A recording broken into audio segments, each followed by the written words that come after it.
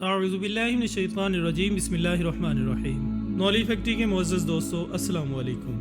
ناظرین اکرام، اللہ رب العزت نے ہم انسانوں کو جتنی عقل عطا فرمائی ہے اور جس رفتار سے ہم اپنی عقل کے بلبوتے پر اس کائنات کو سمجھتے ہوئے سائنس میں ترقی کر رہے ہیں، ہماری ہر دریافت ہمیں دین اسلام کی حقانیت کا واضح ثبوت دیتی نظر آ رہی ہے۔ ایسا ہی کچھ ایک حالیہ دریافت میں بھی سامنے آیا، جس کی روح سے نبی پاک صلی اللہ علیہ وآلہ وسلم کی ایک اور حدیث مبارکہ کی سچائی ہمارے سامنے آئی۔ یہ دریافت اس قدر بڑی ہے کہ اس کو دریافت کرنے والے ماہرین خود بھی اس کو نبی پاک صلی اللہ علیہ وآلہ وسلم کی حدیث مبارکہ کے ساتھ جوڑنے سے نہیں روک سکے۔ ان کا بے ساختہ جواب یہی تھا کہ یہ تو ویسے ہی ہے جیسا کہ حدیث پاک میں بتایا گیا ہے۔ یہ نئی دریافت کیا ہے اور حدیث مبارکہ میں کس چیز کی پیشگوئی کی گئی ہے، اس بارے میں مکمل طور پر جاننے کے لیے اس ویڈیو کو آخر تک ضرور دیکھیے۔ ناظرین، نبی پاک صلی اللہ علیہ وآلہ وسلم کو اللہ رب العزت نے حضرت جبرائیل علیہ السلام کے ذریعے شب معراج پر اپنے پاس بلایا۔ نبی پاک صلی اللہ علیہ وآلہ وسلم تمام آسمانوں کو پار کرتے ہوئے عرش تک پہنچے۔ وہاں پر دونوں محبوبوں کے درمیان جو بات ہوئی اسے ہم اتنا ہی جانتے ہیں جتنا نبی پاک صلی اللہ علیہ وآلہ وسلم نے ہمیں بتایا، لیکن اس سفر کے دوران نبی پاک صلی اللہ علیہ وآلہ وسلم کے جو مشاہدات ہوئے وہ نبی اکرم حضرت محمد مصطفیٰ صلی اللہ علیہ وآلہ وسلم نے ہمارے لیے بیان فرمائے ہیں۔ جب نبی اکرم سفر معراج سے واپس آئے تو صحابہ کرام میں سے بہت سارے لوگ یہ جاننے کے لیے بےتاب تھے کہ یہ سفر کیسا تھا۔ اس پر جہاں نبی پاک صلی اللہ علیہ وآلہ وسلم نے صحابہ کرام کو اس سفر کی تفصیلات سے آگاہ کیا، وہیں پہ کچھ ایسے صحابہ کرام بھی تھے جن کا تجسس اور جذبہ شوق بے حد بڑا ہوا تھا۔ انہوں نے نبی کریم صلی اللہ علیہ وآلہ وسلم سے سوال کیا کہ یا رسول اللہ، جب آپ براق جیسی تیز رفتار سواری پر آسمانوں اور خلاؤں کو پار کرتے ہوئے اللہ رب العزت کے حضور جا رہے تھے تو اس سفر کی آواز کیسی تھی؟ یہ سوال اپنے آپ میں بڑی اہمیت کا حامل تھا کہ صحابہ کرام اس سفر کی ہر تفصیل کو جاننے کے بے حد شائق تھے۔ وہ اپنی عقل میں آنے والے ہر سوال کا جواب جاننا چاہتے تھے۔ وہ جانتے تھے کہ نبی پاک صلی اللہ علیہ وآلہ وسلم کے سامنے سے اللہ رب العزت نے تمام حجابات ہٹا دیے ہیں۔ اس سوال کو سن کر نبی پاک صلی اللہ علیہ وآلہ وسلم نے تبسم فرمایا اور کہا کہ جب میں معراج پر جا رہا تھا تو میں نے خلا اور آسمان میں کوئی ایک کونا بھی ایسا نہیں دیکھا جہاں پر 4 انگلیوں جتنی جگہ باقی ہو اور وہاں پر کوئی فرشتہ موجود نہ ہو۔ اللہ رب العزت نے ہر جگہ کے لیے بے شمار فرشتے پیدا فرما رکھے ہیں اور ان تمام فرشتوں کا کام اللہ رب العزت کی تسبیح و تحلیل بیان کرنا ہے۔ نبی پاک صلی اللہ علیہ وآلہ وسلم نے مزید فرمایا کہ جب میں سفر معراج پر جا رہا تھا تو میں نے تمام آسمانوں کی سیر کی تو تمام کے تمام آسمان ایسے لرز اور چٹک رہے تھے کہ جیسے ابھی گر جائیں گے۔ یہ سن کر نبی پاک صلی اللہ علیہ وآلہ وسلم سے صحابہ کرام نے حیرت سے سوال کیا کہ یا رسول اللہ، اتنے مضبوط اور بڑے آسمان کیسے چٹک سکتے ہیں؟ اس پر آپ نے فرمایا کہ اللہ تعالیٰ کے فرشتے اس قدر زیادہ ہیں کہ وہ جب مل کر اللہ رب العزت کی تسبیح و تحلیل کرتے ہیں اور خالق کائنات کی حمد و ثنا بیان کرتے ہیں تو ان کی آوازوں سے آسمان چٹکنے لگتا ہے۔ ناظرین، یہ تو تھی حدیث نبی صلی اللہ علیہ وآلہ وسلم کا پس منظر، جس میں نبی پاک صلی اللہ علیہ وآلہ وسلم نے اس سفر کے دوران اپنے مشاہدات کو بیان فرمایا۔ محترم ناظرین، چند سال قبل تک تو سائنسدان یہ سوچتے تھے کہ خلا میں چونکہ کسی قسم کا کوئی مادہ موجود نہیں ہے کہ جس میں آواز سفر کر سکے تو وہاں پہ کسی بھی چیز کے سننے کا سوال ہی پیدا نہیں ہوتا۔ یہ بات آج بھی بالکل اسی طرح سچ ہے۔ ہم خلاؤں میں جائیں تو ہم وہاں کسی بھی قسم کی کوئی آواز نہیں سن سکتے۔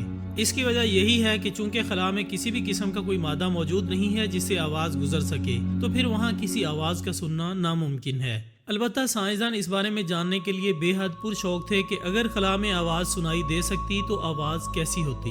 ہم جانتے ہیں کہ سیاروں ستاروں کے گرد بے حد تیز رفتار سے گردش کرتے ہیں۔ خود ہمارا سورج، جس میں ایک سیکنڈ میں کھربوں ٹن مادہ جلتا ہے اور زوردار دھماکوں سے ہائیڈروجن گیس ہیلیم میں تبدیل ہوتی ہے، تو اس کی آواز کس قدر بلند اور خوفناک ہوتی۔ اسی طرح ہماری ملکی وے گلیکسی میں اگر آواز کو ریکارڈ کیا جا سکتا جس میں اربوں ستارے موجود ہیں اور ان کے گرد کھربوں کی تعداد میں سیارے گردش کر رہے ہیں تو ان سب کی آواز کیسی ہوتی؟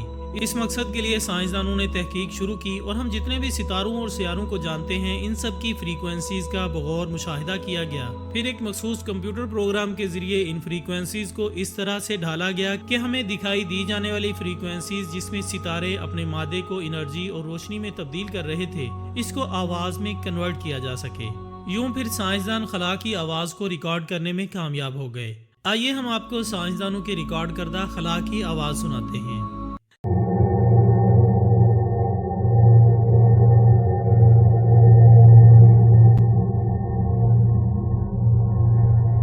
ناظرین، آپ نے سنا یہ آواز کیسی ہے؟ بے حد بلند و بالا اور ایک ریدم میں گونجتی ہوئی آواز، جیسے بے شمار لوگ مل کر کوئی تسبیح کر رہے ہوں۔ جب سائنسدانوں کے اس گروپ نے، جس نے اس تحقیق کی بنیاد رکھی تھی، اس آواز کو سنا تو ان میں سے ایک سائنسدان بے اختیار بولا کہ یہ تو ایسے محسوس ہوتا ہے جیسے مذہبی کتابوں میں لکھا ہے کہ فرشتے مل کر اللہ رب العزت کی تسبیح اور حمد بیان کرتے ہیں۔ یہ بیان بے ساختہ تھا اور یہ بیان واقعی حقیقت پر بھی مشتمل ہے۔ اس بارے میں نبی پاک صلی اللہ علیہ وآلہ وسلم ہمیں اپنے سفر معراج کی داستان میں پوری تفصیل سے بتا چکے ہیں۔ ناظرین، یہ دریافت اس قدر حیرت انگیز ہے کہ سائنسدان سوچنے پر مجبور ہو گئے ہیں کہ آخر یہ کائنات جس کو اللہ رب العزت نے آواز سے محروم کر دیا ہے، یہ کس قدر بڑی نعمت ہے۔ سائنسدانوں نے جب سورج کا مشاہدہ کیا اور سورج کی مشاہدہ کردہ فریکوینسیز کو اسی سافٹ ویئر کے ذریعے آواز میں کنورٹ کیا تو یہ اس قدر خوفناک اور تیز آواز تھی کہ سائنسدانوں نے بے اختیار اس پر کائنات کے خالق کا شکر ادا کیا، اس خالق کا شکریہ ادا کیا جس نے اس خلا کو آواز کے بھی گزرنے کا راستہ نہیں دیا۔ سائنسدانوں کا ماننا ہے کہ اگر خلا میں سے آواز گزر سکتی تو صرف سورج کی ہی آواز اس قدر خوفناک اور بھیانک ہے کہ اس کی آواز کی وجہ سے ہی زمین پر کسی بھی قسم کی زندگی موجود نہ رہ سکتی۔ اس حوالے سے سائنسدانوں کا بھی یہ ماننا ہے کہ اگر کبھی ایسا کوئی حادثہ ہوا کہ خلا میں کوئی ایسا مادہ وجود میں آئے جو آواز کو زمین تک پہنچا سکے تو سورج کی بھیانک اور خوفناک آواز کی وجہ سے زمین پر موجود تمام جاندار فوری طور پر موت کا شکار ہو جائیں گے۔ ناظرین، یہ تو سائنس کا مشاہدہ ہے۔ اب ہم آپ کو بتاتے ہیں کہ ہمارا دین اسلام اس بارے میں کیا کہتا ہے۔ دوستو، جب قیامت کا مرحلہ آئے گا تو اللہ رب العزت کے حکم سے حضرت اسرافیل علیہ السلام، جو کہ ہاتھ میں سور تھامے کھڑے ہیں، وہ سور پھونکیں گے اور اس سور کی آواز کے لیے اللہ رب العزت پوری کائنات کو اس قابل کر دیں گے کہ اس کی آواز پوری کائنات میں ٹرانسمٹ ہو سکے۔ ہم جانتے ہیں کہ سور کی آواز سے زمین پھٹ جائے گی، سمندروں میں آگ لگ جائے گی اور پہاڑ پھٹ کر روئی کے گالوں میں تبدیل ہو جائیں گے۔ انسانوں میں سے جو بھی یہ آواز سنے گا اس کا دل پھٹ جائے گا اور جسم کے چیتھڑے اڑ جائیں گے۔ یہ ساری باتیں ہم اپنی طرف سے نہیں کہہ رہے، بلکہ قیامت کے یہ مناظر اللہ تعالیٰ نے قرآن مجید فرقان حمید میں بھی بیان فرمائے ہیں۔ ماہرین کے مطابق اگر سورج کی آواز زمین تک ٹرانسمٹ ہو سکتی تو آواز کی لہروں نے زمین پر موجود تمام کے تمام مادے کو اس قدر بری طرح سے ڈسٹرب کرنا تھا کہ ایٹم مالیکیولز کی حدود کو توڑ کر آزاد ہو جاتے۔ ہم جانتے ہیں کہ زمین پر موجود ہر قسم کی زندگی انہی ایٹم کے مالیکیولز میں قید ہونے کی وجہ سے ہی ممکن ہے۔ اگر ایٹم مالیکیولز کو توڑ کر آزاد ہو جائیں تو تمام کی تمام زندگی کے چیتھڑے اڑ جائیں۔ خود فرشتوں کی تسبیح و تحلیل اور حمد کی آواز ہی اس قدر بلند و بالا ہے کہ اگر وہ پوری شدت سے زمین پر ٹرانسمٹ ہو سکے تو اس آواز کی ہیبت اور جلال کی وجہ سے ہی ہم انسانوں کے پیتے پانی ہو جائیں اور دل کام کرنا چھوڑ دیں، کیونکہ اللہ رب العزت کی جو تسبیح اور حمد فرشتے بیان کرتے ہیں، اس کو سننا ہم انسانوں کے بس کی بات ہی نہیں۔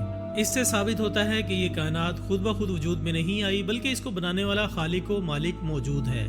بے شک تمام تعریفیں اللہ تعالیٰ کے لیے ہیں کہ جس نے اس کائنات کو اپنے حکم کن سے پیدا فرمایا اور وہی اپنے حکم سے اس پوری کائنات کو فنا کرے گا۔ تو ناظرین، کیسی لگی آپ کو ہماری آج کی ویڈیو؟ ہم امید کرتے ہیں کہ آپ کو یہ ویڈیو ضرور پسند آئی ہوگی۔ انشاءاللہ ہم بہت جلد دوبارہ حاضر ہوں گے ایک اور اچھی سی ویڈیو کے ساتھ۔ تب تک اپنا دوستوں، رشتہ داروں اور گرد و نواح کے تمام لوگوں کا بہت خیال رکھیے گا۔